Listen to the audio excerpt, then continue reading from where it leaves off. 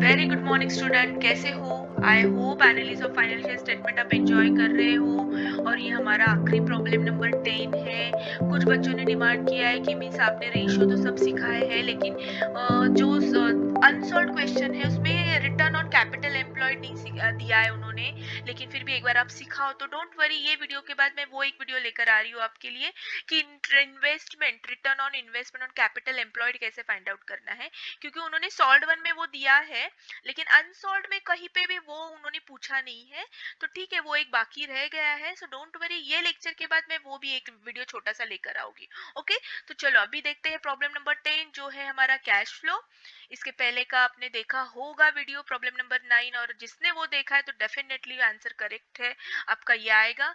इसके पहले ये एक चेंज करो, ये ना प्रिंटिंग मिस्टेक बहुत है, बच्चे पूछते हैं मिस क्वेश्चन आंसर अलग दिया है। सो डोंट वरी, मैंने जो सॉल्यूशन दिया है उसका आंसर करेक्ट है।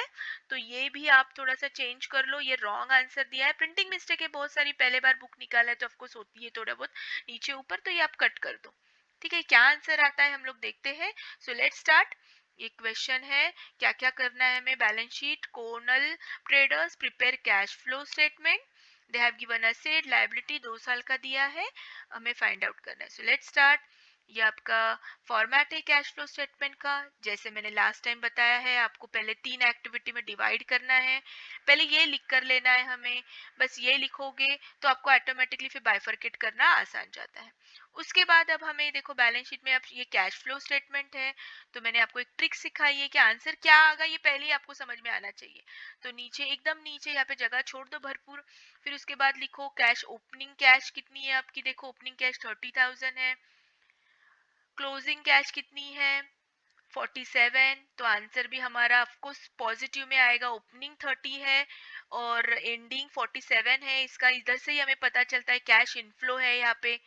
ठीक है, सो कितने का इनफ्लो, इनफ्लो मतलब हमें विदाउट ब्रैकेट लिखना है। सो देखो डिफरेंस आ रहा है 17,000 विदाउट ब्रैकेट, क्योंकि आंसर क्या आ रहा है, इनफ्लो आ रहा है। पहले सिर्फ 30,000 थे, लेकिन नेक्स्ट ईयर 47 हो गए, तो कैश इंक्रीज हो गई, मतलब इनफ्लो है।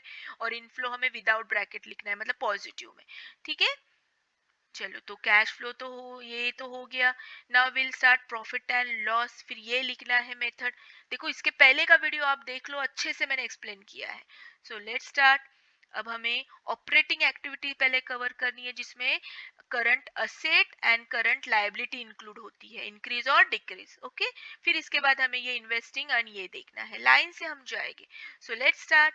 प्रॉफिट एंड लॉस पहले स्टार्ट करो। पहले 10,000 था, फिर 23,000 आ गया। देखो पहले क्लोजिंग लिखना है 23 माइनस ओपनिंग। तो आप बताओ क्या पॉजिटिव में आंसर आएगा, ब्रैकेट में आएगा या विदाउट ब्रैकेट में आएगा। ऑफ कोर्स विदाउट ब्रैकेट में आएगा। देखो अच्छी बात है ना, पहले तो सिर्फ 10,000 प्रॉफिट था, लेकिन अभी 23,000 हो गया है। तो इनफ्लो इधर से समझ में आ रहा है, हमें पैसे आ रहे हैं, सो पॉजिटिव। सो ये आंसर पॉजिटिव में। अब हम देखते हैं, अब ये हो गया, ये हो गया। अब हम देखते हैं करंट असेट एंड लायबिलिटी।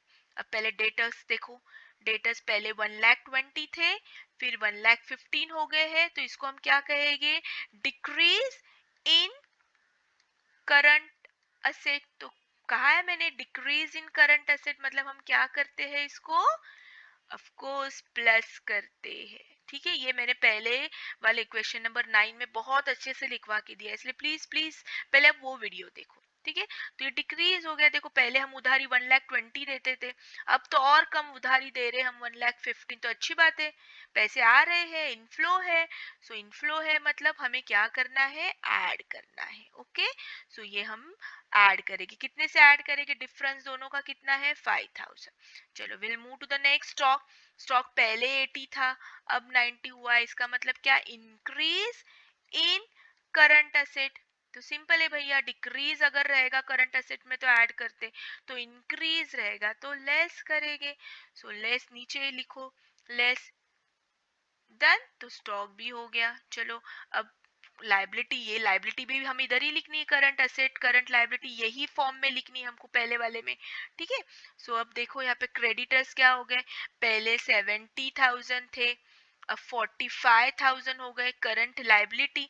तो क्या हो गई करंट लाइबिलिटी, देखो डिक्रीज हो गई, तो डिक्रीज इन करंट लाइबिलिटी क्या करना है, अगर decrease in current asset add करते तो decrease in current liability less करनी है। देखो पहले उधारी अच्छे खासे पैसे मिलते थे, 70,000 क्रेडिटर्स हमें क्रेडिट देता था, लेकिन अब नहीं, 45 तक ही हमारी आ गई क्रेडिटर्स, तो डेफिनेटली ये हमारा इनफ्लो कम हो गया है। सो हम क्या करेंगे, लेस करेंगे। देखो बच्चे यहीं पे कंफ्यूज होते हैं, तो ये थोड़ा सा ध्यान दो। ये टेबल बनाओ, मैंने प्रीवियस वीडियो में भी कहा है टेबल बनाओ, मैंने लिख के भी दिया है टेबल, ठीक है। सो ये माइनस में आंसर। नाउ वी फिनिश, ये भी हो गया। तो ये वाला जो पार्ट है, ए वाला पार्ट सब हमने कवर किया है। ओके, तो चलो अब आंसर फाइंड आउट करो। सिंपल है, इसकी ये पॉजिटिव है, ये भी हमें ऐड करना है, तो ये दोनों की टोटल कितनी आ रही है भैया, 18,000। अब ये 18,000 में से ये दोनों हमें क्या करना है, यहाँ पे क्या लिखा है हमने, लेस, तो ये दोनों लेस करो।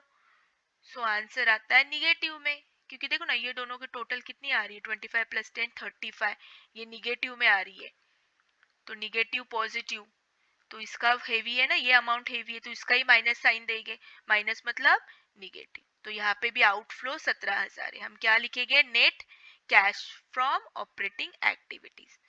डन। तो ए का तो हमें प्राइस मिल गया amount. Will move to the next. अब इन्वेस्टिंग एक्टिविटी, अब इन्वेस्टिंग एक्टिविटी में क्या होता है, इन्वेस्टिंग एक्टिविटीज में क्या होता है, ऑफ कोर्स ये वाला, ये तो हो गया। इन्वेस्ट क्या किया है हमने, यहाँ पे एक ही दिया है लैंड, हो सकता है बिल्डिंग भी दिया रहता, फर्नीचर भी दिया होता, बट यहाँ पे सिर्फ लैंड दिया है।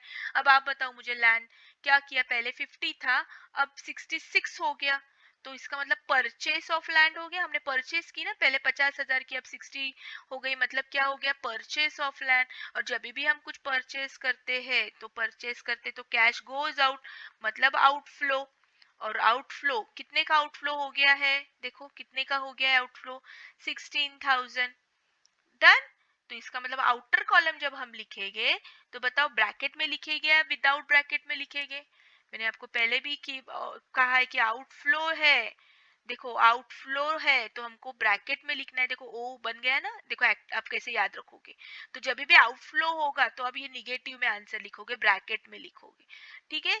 देखो आउटफ्लो, ये ब्रैकेट, इसको ज्वाइन करोगे तो ओ हो गया ना, तो आउटफ्लो रहेगा, तो हमें ब्रैकेट में लिखना है, तो ये भी आउटफ्लो हो गया, इसलिए हमने बाहर लिखा है ब्रैकेट में। बाहर का मेन जरूरी है, आउटर कॉलम जरूरी है। Okay done. सो ये बी का मिल गया कि हमको कितना इन्वेस्ट एक्टिविटीज में आउटफ्लो हो गया, 16,000। नाउ लास्ट एक्टिविटी लेफ्ट, कौन सी एक्टिविटी लेफ्ट हो गई हमारी अब, ऑफ कोर्स फाइनेंशियल एक्टिविटी। तो फाइनेंशियल एक्टिविटी में बचा ही क्या है, ये तो सब ऑलरेडी हो चुके हैं हमारे। बचा क्या, शेयर कैपिटल। बताओ अब क्या है, इनफ्लो है क्या आउटफ्लो है, पहले 2 लाख थे पब्लिक के पैसे, अब 2,50,000 है पब्लिक का पैसा, तो इनफ्लो है। सो हम क्या लिखेंगे, अमाउंट ऑफ शेयर कैपिटल, कितने से इनफ्लो है, 50,000। बाहर बताओ अब मैं पॉजिटिव में लिखूं या ब्रैकेट में लिखूं या विदाउट ब्रैकेट, ये इनफ्लो है, और इनफ्लो होगा तो हमें क्या करना होता है, विदाउट ब्रैकेट लिखना है। हो गया। तो फाइनली यहाँ पे जो ए बी सी है, देखो ए बी सी, सी का आंसर आ रहा है क्या, देखो अब ये तीनों का आंसर बराबर 17,000 पॉजिटिव में आता है क्या, देखो अब पॉजिटिव में आना चाहिए ये आंसर। तो देखो 17 एंड 16, इट्स टोटल कितनी आती है, निगेटिव में ही आ रही है, 33,000, ठीक है। माइनस ये क्या है, 50, देखो ये इनका निगेटिव में आ रहा है इसलिए ब्रैकेट, और ये विदाउट ब्रैकेट 50। अब बताओ मुझे, ये है माइनस में, ये है प्लस में, तो आंसर क्या आएगा, 17,000, 50,000 माइनस 33। और किसका अमाउंट, हम किसका साइन यूज करेंगे, जिसकी अमाउंट हैवी 50,000, तो प्लस 70,000, तो आया हमारा प्लस 70,000। तो इनफ्लो, ये कंपनी का इनफ्लो कितना है, 17,000। सो बस ये दो ही प्रॉब्लम आप बार बार करो, बहुत डिफिकल्ट आपको नहीं आएगा, क्योंकि बेसिकली सिर्फ ये कैश फ्लो FY SY में है, तो आपको थोड़ा बेसिक पता होना चाहिए, इसलिए ये न्यू सिलेबस में इन्होंने ये थोड़ा सा आपको प्रैक्टिकल प्रॉब्लम दिए। पहले तो प्रैक्टिकल प्रॉब्लम भी नहीं थे, सिर्फ इन्फॉर्मेशन दिए था, बट इस साल उन्होंने प्रैक्टिकल प्रॉब्लम्स आपको दिए हैं ताकि FY SY में आपको इजी जाए। तो बहुत बड़ा ऐसे वास्ट प्रॉब्लम नहीं आएगा, बस ये 9th and 10th प्रॉब्लम करोगे और सॉल्व वन का एक करोगे तो काफी है आपके लिए। ओके, सो आई होप आपने एंजॉय किया है ये चैप्टर। सो मैं नेक्स्ट वीडियो एक सॉल्व वन का interest what return on capital employed वगैरह वो रेशियो का एक बाकी है, वो एक वीडियो एक छोटा सा लेकर आती हूँ। देन आई डिक्लेयर कि this chapter has ended. Okay, so thank you so much, have a nice day. आपके फ्रेंड के साथ जरूर शेयर कीजिए। Bye bye.